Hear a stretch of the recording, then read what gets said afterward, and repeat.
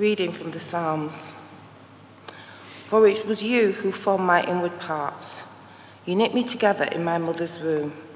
I praise you, for I am fearfully and wonderfully made. Wonderful are your works, that I know very well.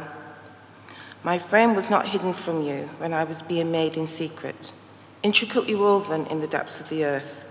Your eyes beheld my unformed substance. In your book were written all the days that were formed for me, when none of them as yet existed. How weighty to me are your thoughts, O God. How vast is the sum of them. I try to count them. They are more than the sand. I come to the end. I am still with you. This is the word of the Lord.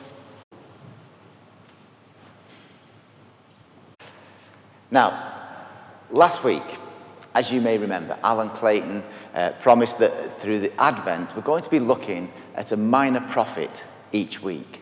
And that's exactly what we're going to be doing. It's just that today's minor prophet, and given the fact that later on will be a toy service where I guess there'll be a lot more families coming than normal, this minor prophet is one that you've probably not heard of or sort of come across in the Old Testament or even the New Testament.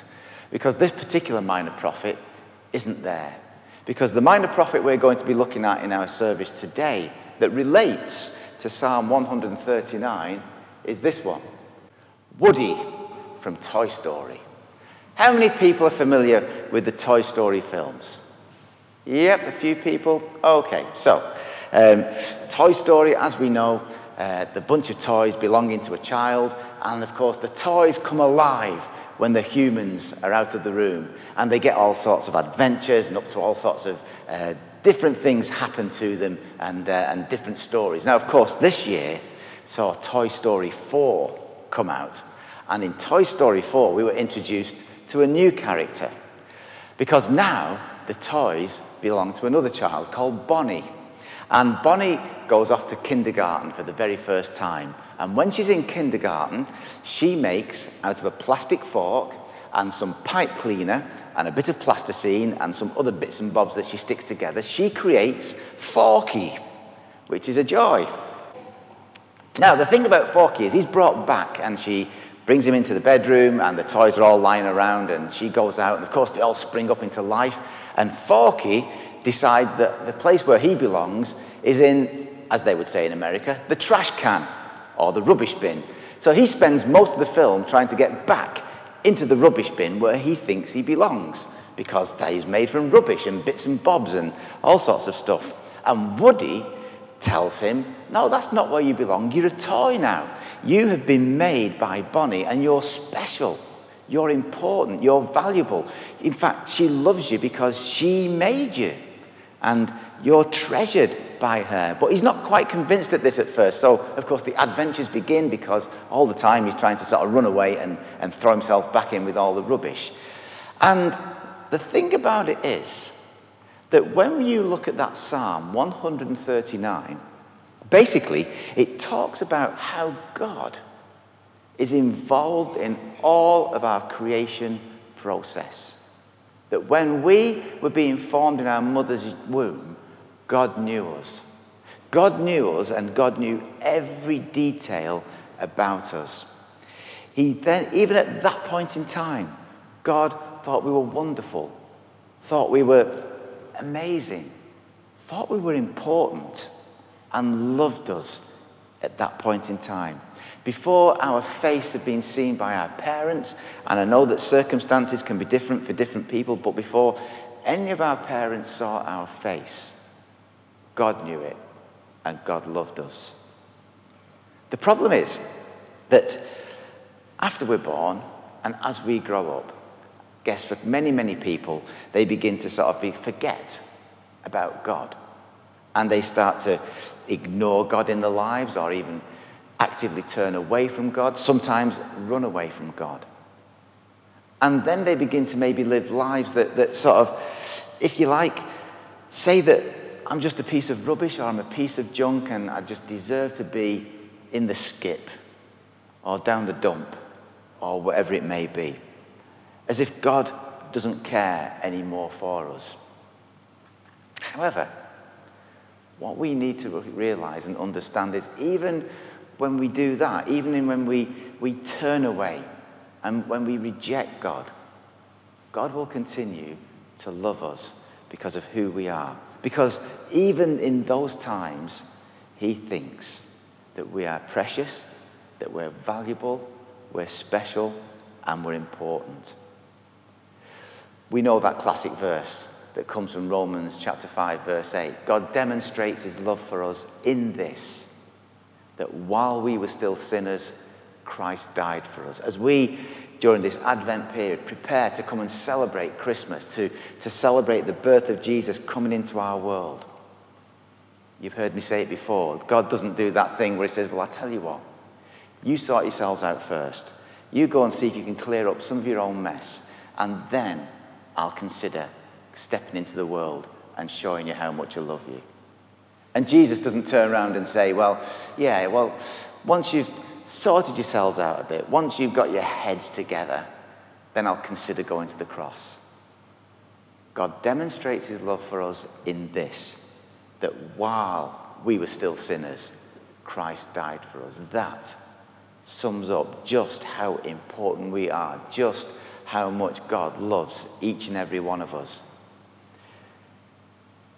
In Toy Story, by the end, having Woody sticking by him and being the character that he is, being faithful and honest and trustworthy to the end, he managed to convince this Forky character that he is somebody special and that he doesn't belong in the rubbish bin. And he's not just a piece of something that's been stuck together by a child, that actually he was something that's been created and is wonderful. But at the end of the film, Bonnie then goes on, back in kindergarten, to create a lady version of Forky. And of course, this time, it's the little girl version of Forky that starts running off to the bin and throwing herself back in the trash can because she believes she's just rubbish and believes she's junk. But what happens then, and if you like, the pleasant twist of the tale, is simply this. Forky now believes and understands who he is and what he's about. So he then begins to tell the lady Forky just about how much she's worth and how valuable she is and how much she's loved by this little girl who's created her. He's got it. All of a sudden he's grabbed it. He's grasped it. It's sunk in. And when that sinks in for us in that same way, then we too can do what he did for the little girl Forky. We can begin to share what we have, what we understand, what we know, the love that God has for us. And we can do that in so many different ways for other people, but not least telling them just how special they are, just how important they are, and just how valuable they are. I was chatting to somebody, I'm not going to say this one later on at the next service, because obviously children there will probably have a short attention span, but I'll tell you a quick story that I heard the other day. Some of you may remember, if you came to the last Songs of Praise service, we had a chap who came and spoke called Mike McMahon. And I was chatting to Mike the other day. He was telling me that they had an incident. He had a break-in at the church, St Mark's in Busey, as it was, but it's now called Urban Church. And these guys just went in, not to take anything away, but just to smash things. And basically what they did was they sort of smashed into the place. They bent a metal door to get in. They grabbed a whole bunch of stuff, PA equipment and video equipment and stuff like that. They took it outside in front of the camera, and in front of the camera smashed it to pieces while they were looking at the camera. But there was a girl who was a part of that little group. Most of the lads had their faces covered with a scarf or something. This girl didn't, and she was busy sort of giving the camera the finger as part of their kind of whatever it was that had come over them. The police picked up on this girl, and long story short, they had a session where she sat down with her mum and Mike, and the police said, we're not going to prosecute. She's not well known to us already, 16 years old, well known to us already. What do you want to do? So Mike said, okay, fair enough. He said, I wanted to come to church. I wanted to come to church for 5 weeks on the run. And she said, no way. He said, well, you can either be prosecuted for it or do that. She came to church. After 3 weeks, she decided to make a Christian commitment.